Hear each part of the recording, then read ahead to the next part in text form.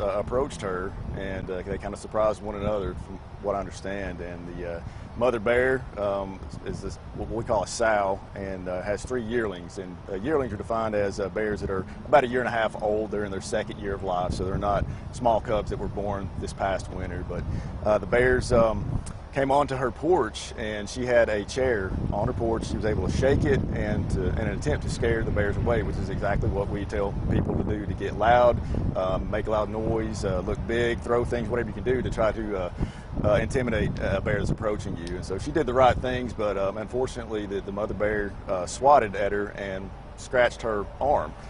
Once that happened, they left her property.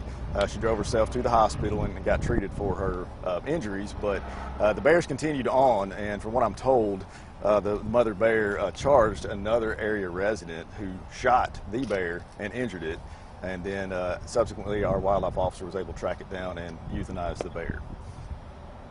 This isn't the first incident that's even happened in the past month.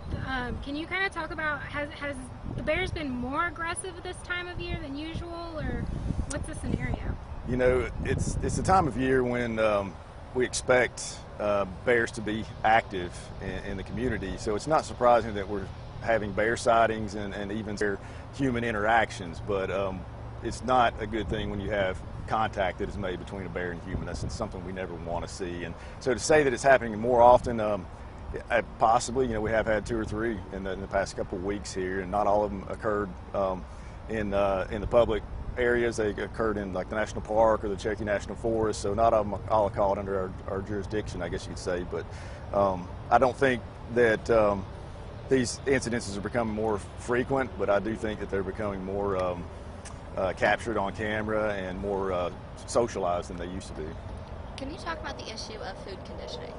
Sure. Most issues that we have with black bears come back to food conditioning, and they have access to unnatural human foods, and that's what causes them to lose their natural fear of humans and start to approach people in a manner to try to get fed. Either they've been directly fed, or they have found unnatural foods in and around homes, and they start to associate people and homes with food. So that's normally what it comes back to, and once they lose that natural fear of people, they begin to approach, and usually ends up in the bear either being trapped and relocated, the best first case scenario, or furthermore they could have to be euthanized on site, and that's what happened yesterday, unfortunately.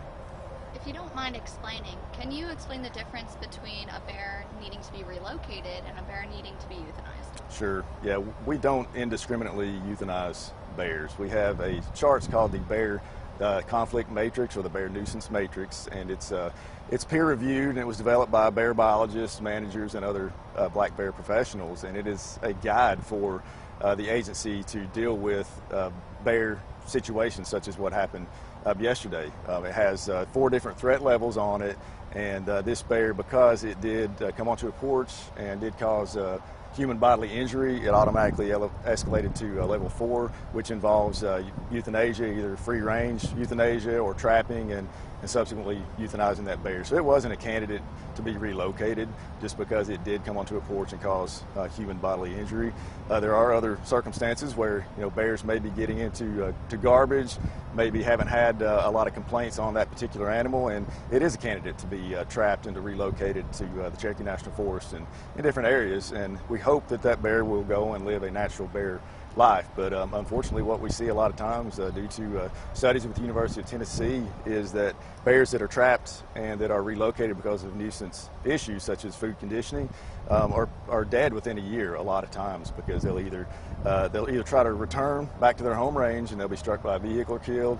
They will continue that nuisance behavior wherever they're taken to. They will end up back in a suburban setting and find humans to try to live off of, or they're killed by hunters. So the worst thing that you can do for a bear is to intentionally feed it or allow it to have access to human foods, because ultimately it ends up resulting in the death of that bear.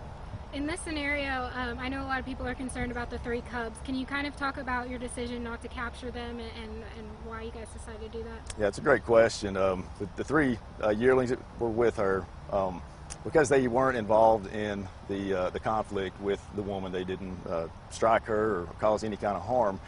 They don't have to be euthanized, which is a good thing. And the law enforcement officers decided to just to monitor their behavior to see how they're going to react, and they didn't set any traps for them yet. Hopefully that the hazing techniques that they use to try to make them leave the area will work, and that they will go on and disperse, because fortunately, being at a year and a half old, it's the time of year when they have to disperse anyways. The mother was probably at the point where she was going to have to chase them off and to spread genetics around and then let them go and live their own lives as opposed to being dependent upon her. But what I did learn from our biologist yesterday is that a sow bear, a mother bear, is more protective of her yearlings than she would be of younger cubs, which is kind of contrary to what you would expect. So they were all three there with her, and just it sounded like the bear scared the woman scared the bear, and the bear, just reacted defensively. Fortunately, it wasn't like a predatory attack on her, but it did cause injury to her, and once again, it had to be euthanized. What can people do to avoid having bears be attracted to their properties? Yeah, that's a great question, and it really, used to we thought about Gatlinburg, Pigeon Forge, Sevierville, Cosby, the areas right around the park of being bear country, but the fact is that they are moving out of the parks, out of the national forests, and into areas that they formerly colonized, because they're not a mountain animal as much as we like to make them think, or make ourselves think that they're a mountain animal. They're not. They populated the entire state of Tennessee from east to west at one point, and they were reduced to the mountains because that was the only protected area for them to thrive. So long story short, they are kind of repopulating their former range into the valley where a lot of folks live. So we can expect to see more bears as time goes by. So I guess if you're listening to us today, you're probably in bear country, so to speak now. So we want you to protect the area around your home from attracting bears. And there's all sorts of attractants, because bears constantly think about food. That's really what drives them day in and day out. So you can reduce their access to garbage. It's probably one of the easiest, simplest things you can do is to install bear-resistant containers, or keep your trash contained indoors until, say, the trash pickup day, that it's not just sitting out there accessible to them, because they learn really quickly. Trash cans have lots of food in them. So securing your garbage is probably the easiest thing that you can do. And then not leaving pet food outdoors. Feed your pets inside, or only feed them a small portion that they'll eat at one time. If you're dumping a big pile out, that's going to attract bears and other animals like possums and raccoons as well.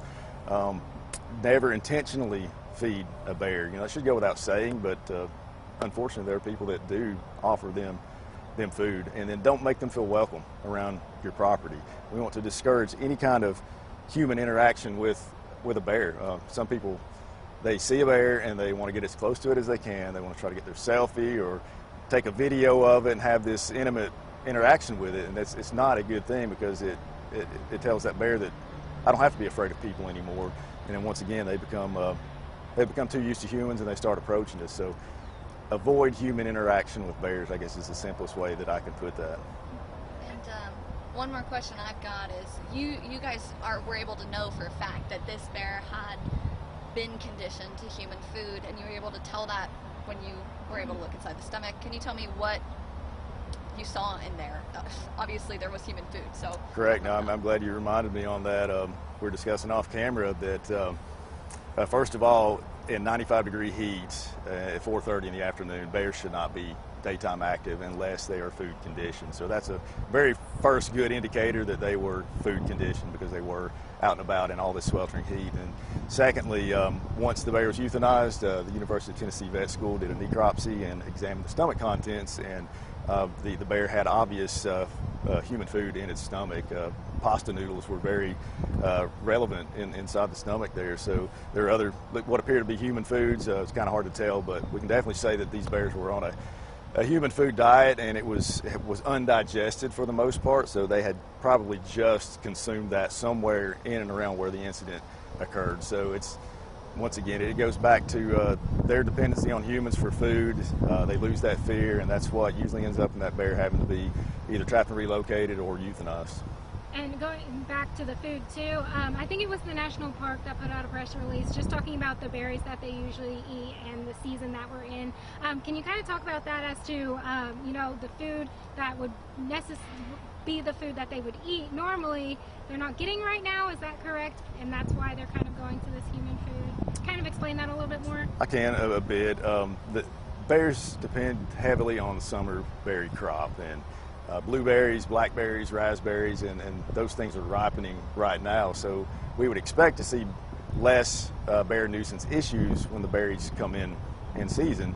But when a bear becomes addicted to human foods, they figure out pretty quickly they can get a lot more calories in a trash can or in a compost pile or pet food, a bird feeder, than they can by going around and picking berries off of a bush. So they go for that easy meal. And it's, I heard it explained the other day by one of our bear biologists. It's kind of like, we can either drive to the store and buy all the ingredients for the food, take it home, mix it all up, cook it, and consume it, and it takes a lot more time and effort to do that. Or we can go through the drive-thru at your favorite local fast food restaurant, and we can pay a few bucks, get the whole meal, and eat it in one spot. So the bears kind of do the same thing when it comes to dependency on human foods. They can get that quick, easy meal. They can get a lot more food, and it doesn't cost them as much as it does to climb the ridges and turn over rocks and stumps looking for bugs and picking berries. So that's probably what happened in this case. Even though the berries are ripening as we speak, they have decided that they're better off approaching humans for food, and unfortunately it ended a bear's life yesterday. And then going back to the cubs, so they are not tagged or anything at the moment. We are just still looking for them and kind of watching and seeing what they do, correct? Correct. They did hang around the area yesterday after the incident occurred, and our officers hazed them. I don't know by what manner, but ran them off, made them disperse from that area. And once again, it's time for them to disperse into the wild anyway. So we're hoping that they will move on and we won't have any more issues with those cubs. But no, they aren't, I'm sorry, they're yearlings, but they weren't tagged or anything like that. And if they do show back up, I imagine we'll try to trap them, and hopefully they'll be a candidate for relocation because they didn't cause any human injury. Just a clarification question, because I want to make sure that we're reporting correct. TWRA is not responsible for euthanizing bears that cause problems in the Smoky Mountains National Park. Is that correct? That's correct. So they're separate. Yes, anything that happens inside the park, although we do work closely with the park on some issues that happen right there in and around the park itself. They deal with their bears inside the park as they feel appropriate, but it's fair to say that we're all on the same page when it comes to bear management and what's best for the bears and for human safety. And it's just unfortunate that when a situation like this occurs that the bear has to be euthanized. But we're left with no choice because we value human life above that of animals. And once one has had a contact with a human, unfortunately it can't be relocated. It has to be euthanized. Thank you. You're welcome. Do you have anything else? All right. Cool. Thank you so much. You're welcome. Thank y'all. I hope I didn't ramble too much.